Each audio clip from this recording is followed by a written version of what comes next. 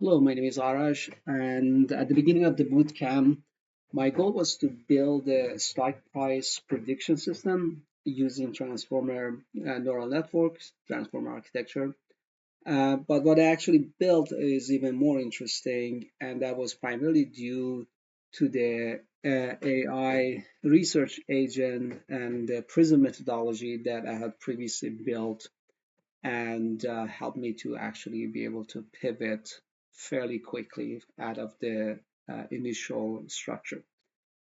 So let's start from what my initial goal was. That it was what's called a TFT-GNN, a transformer architecture combined with graph neural network. It had over 100,000 trainable parameters with attention mechanisms, gating layers, multi-head graph convolution, and the published papers actually reported strong results for stock prediction.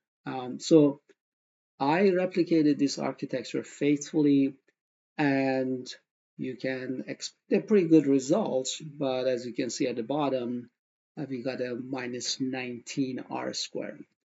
So if one is the best R square, we were even below zero in terms of the predictability of this model.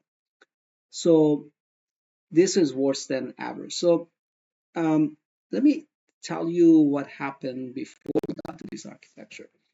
Um, Before building anything, I used what I call an AI research agent or ARA, which combines three things: a structured research methodology called Prism, which is a proprietary methodology I had developed, and agentic AI that can survey literature at large scale, and my own judgment as a research lead.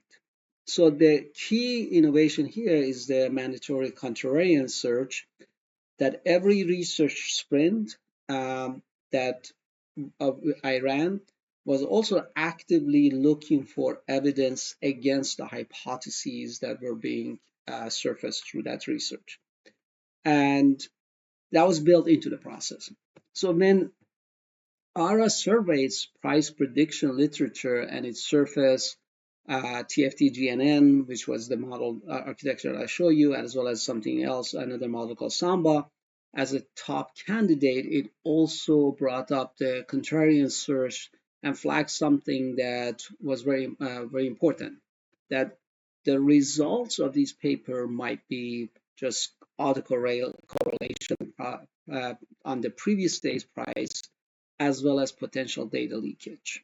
And in fact, there was a risk of um, standardizing the price based on the entire data set rather than just a trained data set.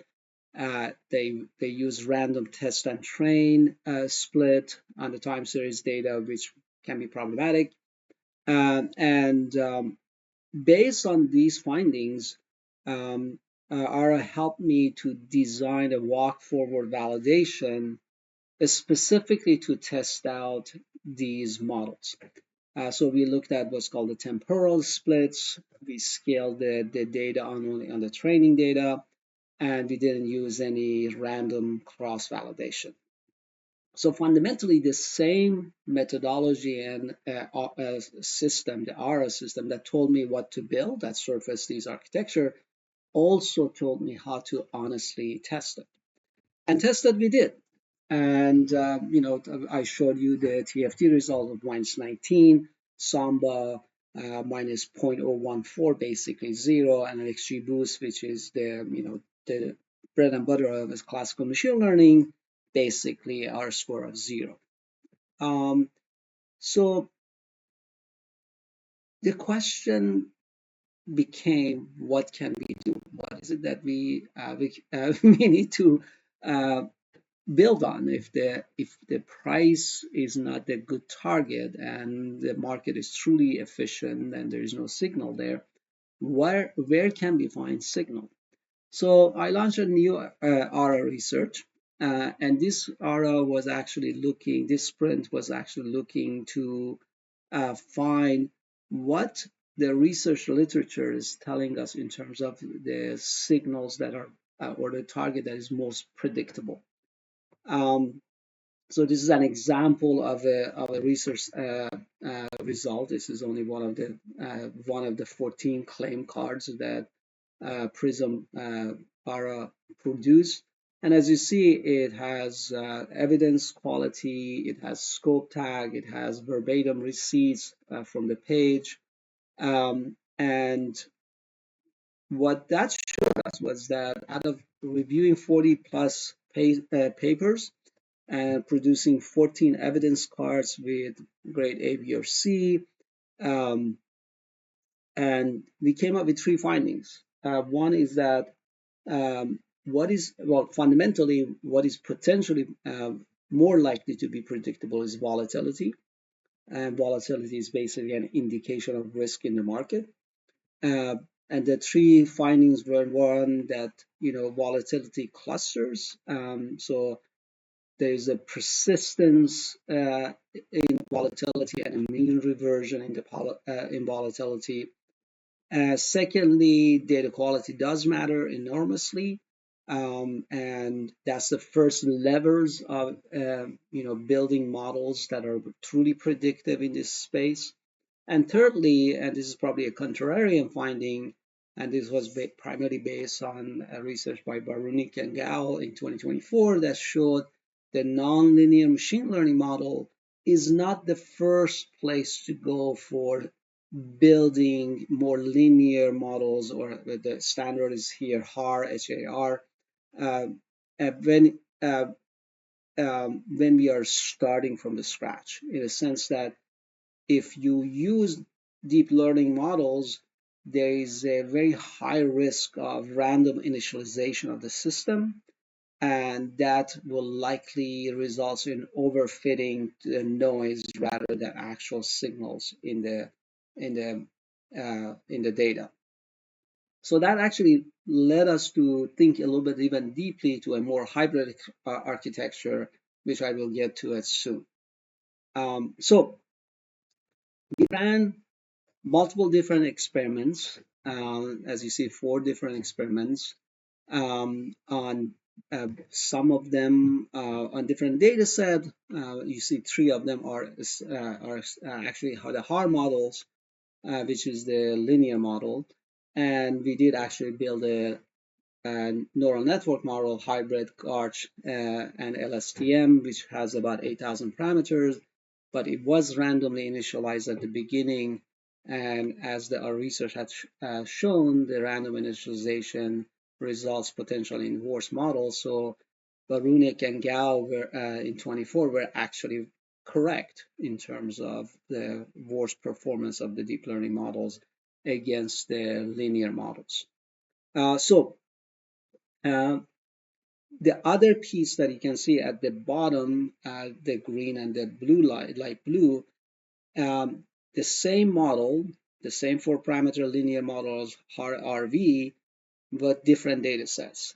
And that was actually the validation of the second point, that data quality does matter, and the granularity and the nuances of the data uh, are highly important in building the volatility predictors.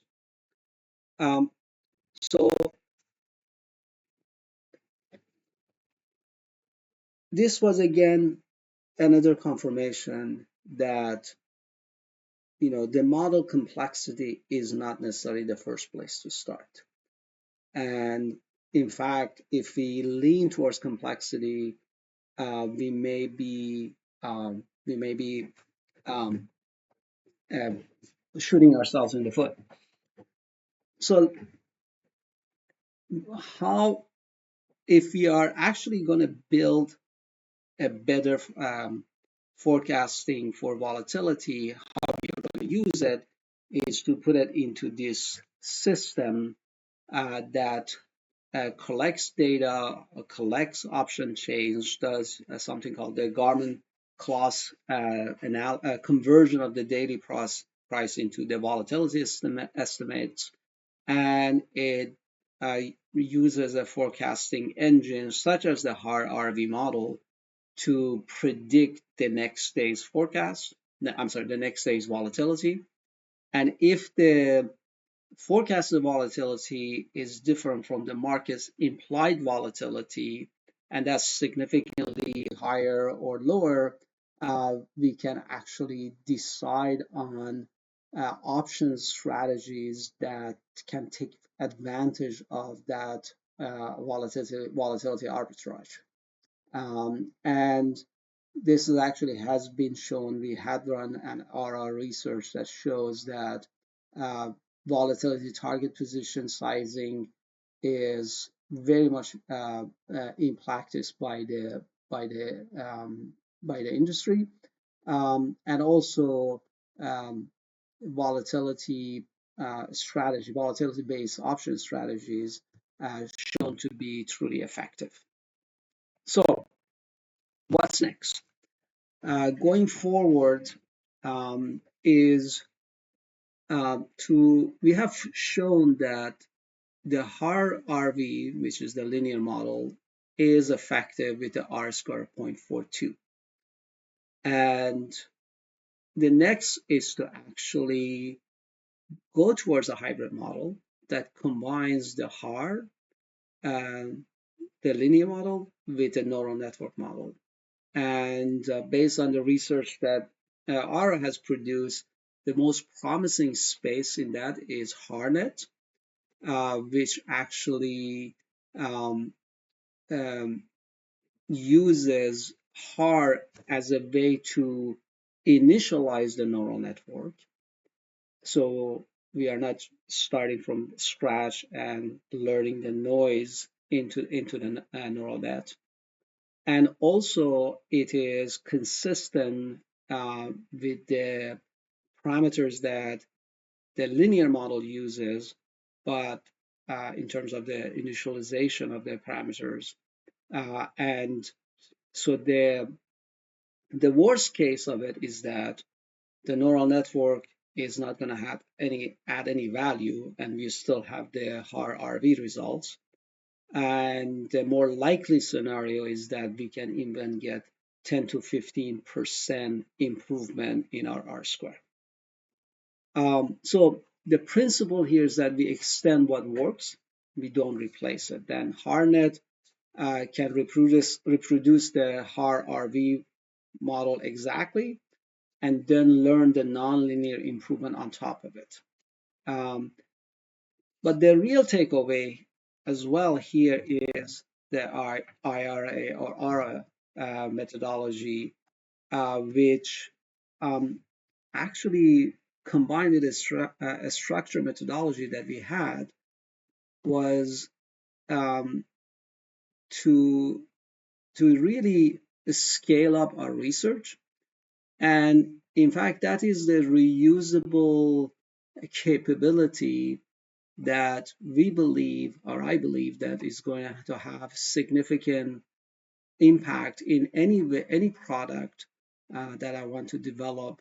This one being the first one, but eventually going into other products with the same robust methodology that not only finds opportunities, but also helps you through the contrarian research to develop ways to better validate the system so that we don't fall into the trap of complex models and its advantage. Thanks very much for your listening.